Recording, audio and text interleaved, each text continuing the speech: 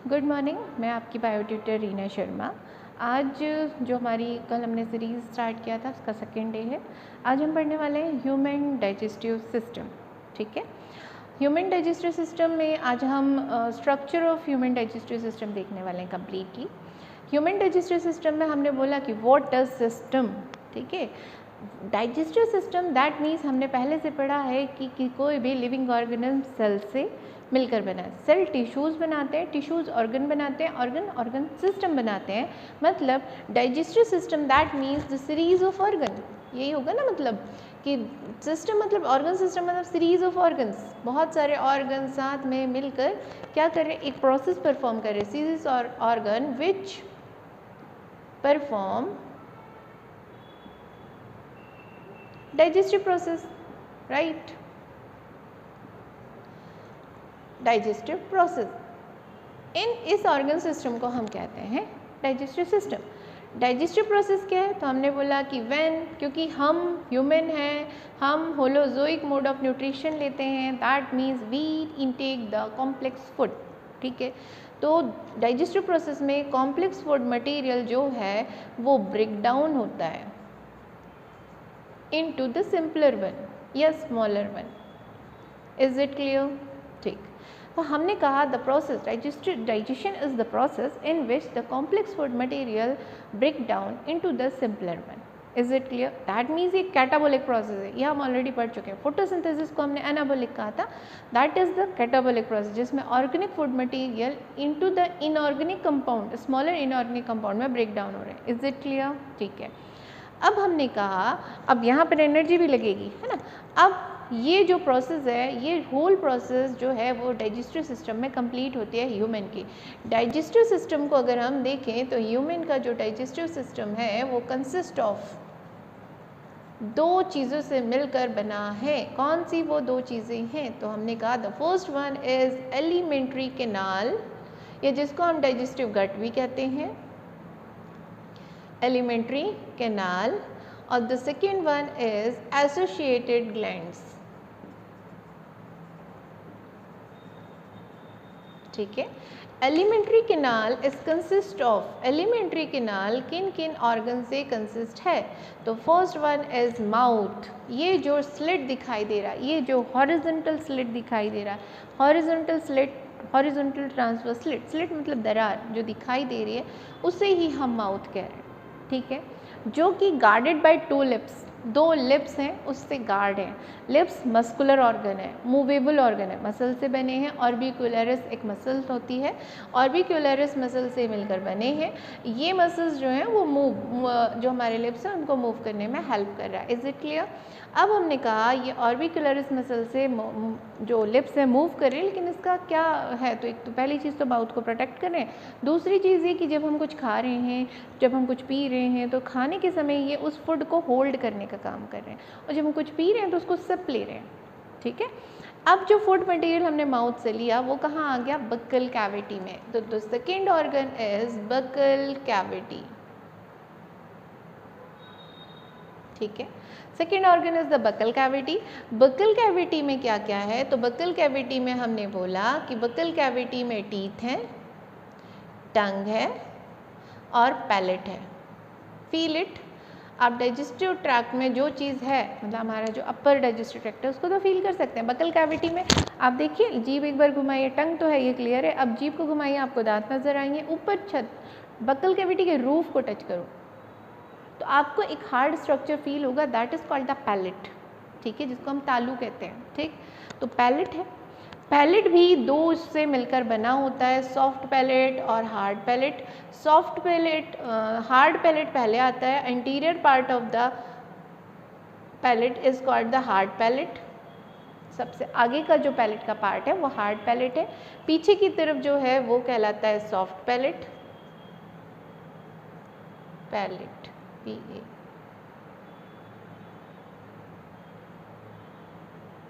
ठीक है, क्लियर है। टीथ और टंग का स्ट्रक्चर अभी हम फिजियोलॉजी ऑफ डाइजेस्टिव में देखेंगे, डाइजेस्टिव सिस्टम में। अभी हम सिर्फ स्ट्रक्चर स्टडी कर रहे हैं। यहाँ पर ये बक्कल कैविटी है जिसमें टीथ है, टंग है और पैलेट है। ठीक है, इसके साथ साथ यहाँ पर कुछ एसोसिएट ग्लैंड या सलाइवरी ग्लैंड भी प्रेजेंट रहेगी। हम बोलें कि इस बकल कैविटी में एक एसोसिएट ग्लैंड भी प्रेजेंट है और इसको हम कह रहे हैं सलाइवरी ग्लैंड। ठीक है, कौन सी ग्लैंड? Salivary gland. ये 3 पेयर में है, मतलब total number of salivary gland are 6। ठीक है, total number of salivary gland क्या है, यहाँ मैं लिख दूँ क्या क्या है बकल कैविटी में? टीथ, टंग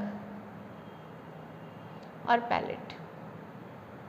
ठीक है, पैलेट को भी हमने कहा हार्ड पैलेट और सॉफ्ट पैलेट। ठीक है, सलाइवरी ग्लैंड भी यहाँ पर 3 टाइप की सलाइवरी ग्लैंड है जो कि हमारी बकल कैविटी में प्रेजेंट है। The first one is parotid, second is sublingual, third one is submaxillary. ठीक है, तो ये 3 पेयर ऑफ ग्लैंड है जो यहाँ इजीली आप यहाँ पर देख पा रहे हैं डायग्राम में। हमने कहा ये कान के पास यहाँ पर एक यहाँ ग्लैंड प्रेजेंट होती है just in front of the year. ठीक है, इनको हम कह रहे हैं पैरोटिड ग्लैंड। ठीक है, दोनों जॉज जो जहाँ पर मिलेंगे वहाँ लिटिल वहीं पर जो है एक और ग्लैंड प्रेजेंट होगी, एक यहाँ एक यहाँ एक यहाँ। ठीक है, जिसको हम कह रहे हैं सबमिक्सिलरी ग्लैंड। लिंगुअल मतलब लैंग्वेज बोलने से, that means the related to the टंग।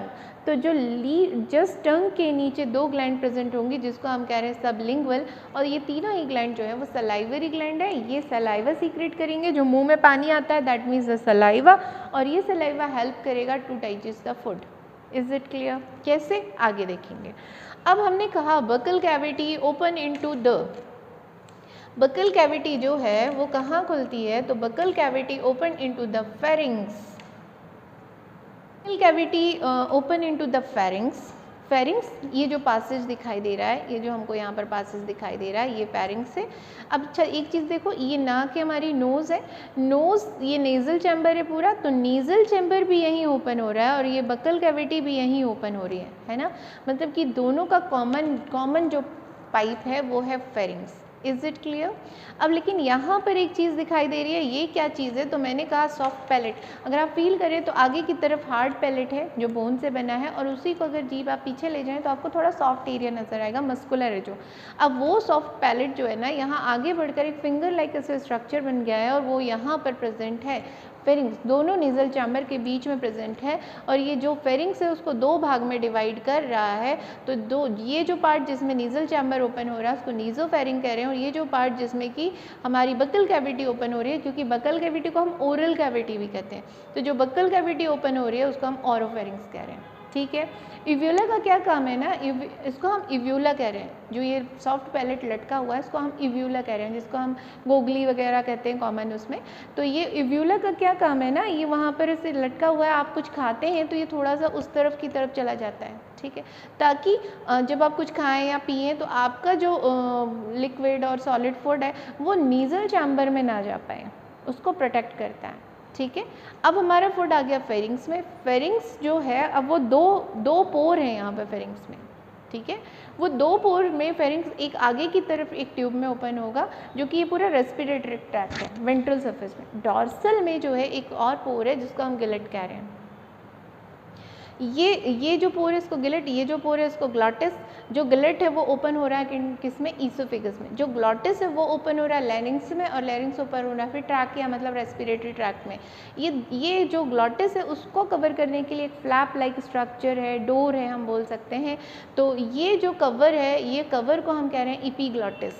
ठीक है, ये ग्लॉटिस को कवर करने के लिए एक फ्लैप है जिसको हम कह रहे हैं एपिग्लॉटिस। गिलेट को कवर करने के लिए कुछ नहीं है।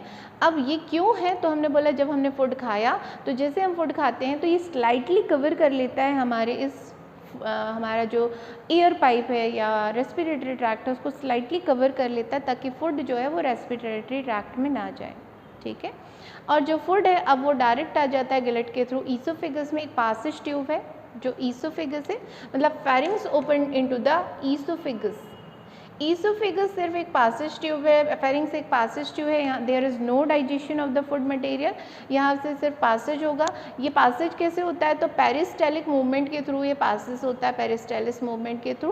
पेरिस्टेलिस मूवमेंट में क्या होता है, 2 टाइप की मसल्स होती हैं, ये कॉन्ट्रैक्ट होंगी, रिलैक्स होंगी, कॉन्ट्रैक्ट होंगी, रिलैक्स होंगी, तो फूड जो है वो नीचे की तरफ धकेलता जाएगा। ठीक है, वो फिजियोलॉजी में हम डिटेल में देखेंगे। अब हम आगे की तरफ बढ़ रहे हैं, तो ईसोफेगस से फूड आ गया है कहाँ, स्टमक में। यहाँ पर भी एक फ्लैप बना हुआ है, ये सब प्रोटेक्ट करने के, बैक फ्लो को प्रोटेक्ट करने के लिए ये फ्लैप होते हैं। इसको हम यहाँ पर इनको हम स्फिंक्टर कह रहे हैं। ठीक है, स्टमक जनरली एब्डोमेन के हमारे लेफ्ट साइड में प्रेजेंट होता है। ठीक है, और ये स्टमक जो है जे शेप्ड होता है जब हमारा पेट खाली है। जैसे पेट हम कुछ खा लेते हैं तो ये फूल जाता है, क्योंकि इसकी जो वॉल है ना वो एक्सपेंडेबल होती है। ठीक है, इलास्टिक होते हैं, जैसे हम कुछ खाते हैं तो ये थोड़ा सा फूल जाता है। ठीक है, और जब हम नहीं खाली पेट है तो ये जे शेप्ड स्ट्रक्चर रहता है। ठीक है, जो स्टमक में जो फूड आया तो ये फूड जो है वो स्टमक में आएगा, यहाँ पे मसल्स उसको चर्निंग करेंगी, मसल्स उसको चर्निंग करेंगे, और चर्निंग करने के बाद ये जो फूड मटेरियल है वो यहाँ पर पूरी तरीके से कम्प्लीटली डाइजेस्ट हो जाएगा। ये जो स्टमक है ना वो 4 पार्ट में डिवाइडेड है। जो पहला पोर्शन है वो कार्डियक है, दूसरा पोर्शन जो है वो इसको हम ये वाला जो सामने का पोर्शन है इसको कार्डियक कह रहे हैं, इधर नीचे का पोर्शन है वो पाइलोरिक कह रहे हैं, यहाँ का जो पोर्शन है उसको फंडस कह रहे हैं, और ये जो वो पोर्शन है उसको बॉडी कह रहे हैं। ठीक है, कार्डियक, फंडस, बॉडी, पाइलोरिक, चारों मिलकर हमारा बना रहा है स्टमक। स्टमक को हमने 4 पार्ट में डिवाइड किया। फूड जो है वो नीचे आया, हमने जब हमारा स्टमक खाली था तो जे शेप्ड था, जैसे ही फूड आया, फूड आने के बाद ये फ्लैप बंद हो जाएगा, और इस फ्लैप को हम कह रहे हैं स्फिंक्टर, क्योंकि ये कार्डियक में प्रेजेंट है इसलिए हम इसको कह रहे हैं cardiac sphincter. Is it clear? Food यहाँ पर डाइजेस्ट होता है, डाइजेस्ट होने के बाद अब ये इंटेस्टाइन में जाता है, पर इंटेस्टाइन में पूरा नहीं जाता। ठीक है, इंस्टॉलमेंट में जाता है, थोड़ा थोड़ा करके जाता। जैसे ही यहाँ जाएगा, यहाँ पर भी एक फ्लैप है, जब जाते जाएगा बंद होते जाएगा ताकि बैक फ्लो ना हो। इंटेस्टाइन, अब मतलब हमारा फूड कहाँ आ गया, ईसोफेगस से स्टमक में आया, स्टमक के बाद अब ये पहुँचेगा इंटेस्टाइन में।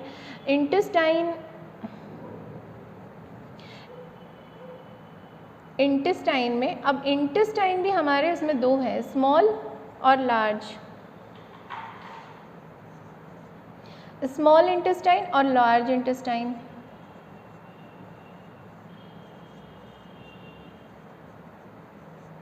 तो जो स्मॉल इंटेस्टाइन है वो स्मॉल इंटेस्टाइन जो है, अब ये जो स्मॉल इंटेस्टाइन यहाँ लिखते हैं ना, स्मॉल एंड लार्ज।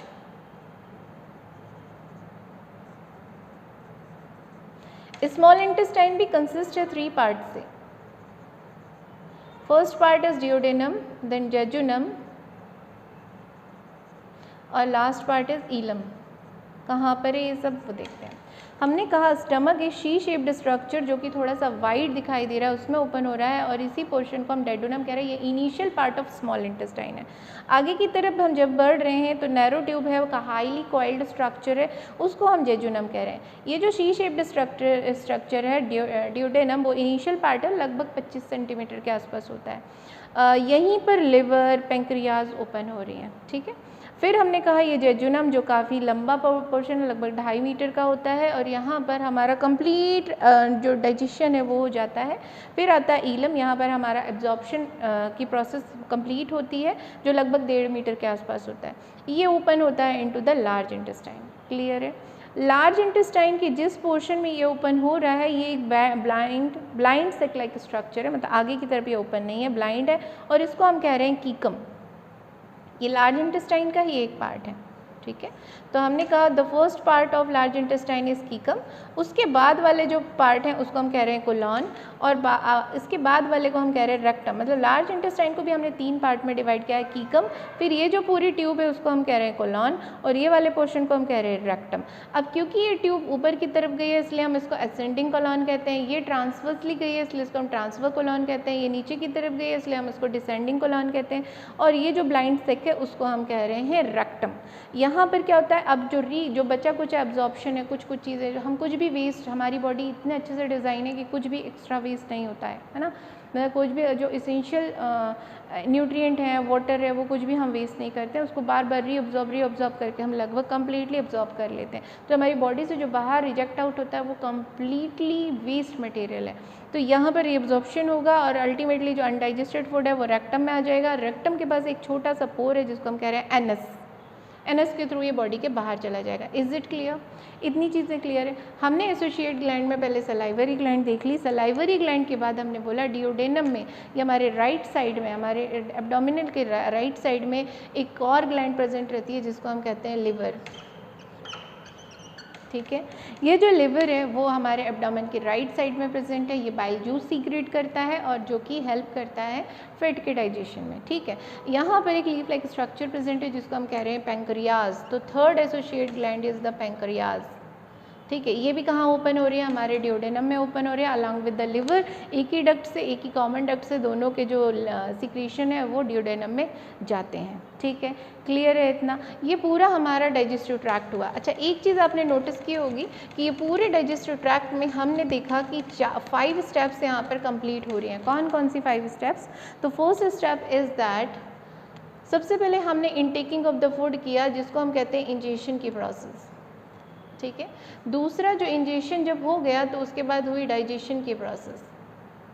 थर्ड जो हुआ तो उसके बाद हमने बोला जो थर्ड डाइजेशन हुआ तो वो थर्ड डाइजेशन के बाद जो एक प्रोसेस हुई वो हुई एब्जॉर्प्शन की प्रोसेस, है ना। हमने बोला लार्ज इंटेस्टाइन में डाइजेस्टेड फूड मटेरियल जो बचा अब उसको क्या एब्जॉर्ब होगा? Nutrient material. इसके बाद 4 स्टेप जो होती है, जो न्यूट्रिएंट मटेरियल एब्जॉर्ब हो चुके हैं अब उसका एसिमिलेशन होगा। एसिमिलेशन मतलब होता है जो न्यूट्रिएंट मटेरियल है अब वो ब्लड कैपिलरीज के थ्रू कहाँ पहुँचेंगे? वो पहुँच जाएंगे कहाँ? पर्टिकुलर टिश्यूज़ में, ऑर्गन के पास, और वहाँ पर वो टिश्यू, वो सेल उसको अपनी जो भी यूटिलिटी है उसमें उसको यूज़ करेगा उस न्यूट्रिएंट को। ठीक है, फॉर रिपेयरिंग, फॉर ग्रोथ, जो भी है। तो वो this process is called the assimilation. And then last process is that egestion. जो लास्ट में जो हमारा अनडाइजेस्टेड फूड निकला उसको हम कह रहे हैं इजेशन। ये पूरी की पूरी 5 स्टेप्स होती हैं किसमें? होलोजोइक मोड ऑफ न्यूट्रिशन में। ये हम पढ़ चुके हैं। होलोजोइक मोड ऑफ न्यूट्रिशन में ये पूरी की पूरी प्रोसेस होती है and that means the human have the holozoic mode of nutrition. Holozoic mode of nutrition क्या है? तो एक type of heterotrophic mode of nutrition है। इसमें हम कॉम्प्लेक्स फूड लेते हैं और कॉम्प्लेक्स फूड फिर बॉडी के अंदर जाके पूरी 5 स्टेप्स को फॉलो करते हुए बॉडी से इजेक्ट आउट हो जाता है। Is it clear? तो ये हमारा कंप्लीट था ह्यूमन डाइजेस्टिव सिस्टम।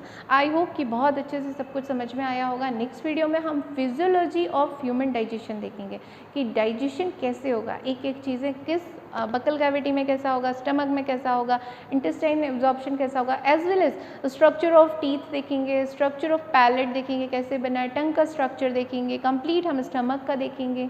ठीक है, तो ये सारी चीज़ें हम पढ़ने वाले हैं ह्यूमन डाइजेशन की फिजियोलॉजी में, यानी कि physiology of digestion. Is it clear? तो नेक्स्ट वीडियो में रेडी रहिएगा। अभी आप जो भी पढ़ते हैं एक कॉपी आप साथ में रखिए, प्रॉपर नोट्स बनाते चलिए ताकि आपको बाद में दिक्कत ना हो।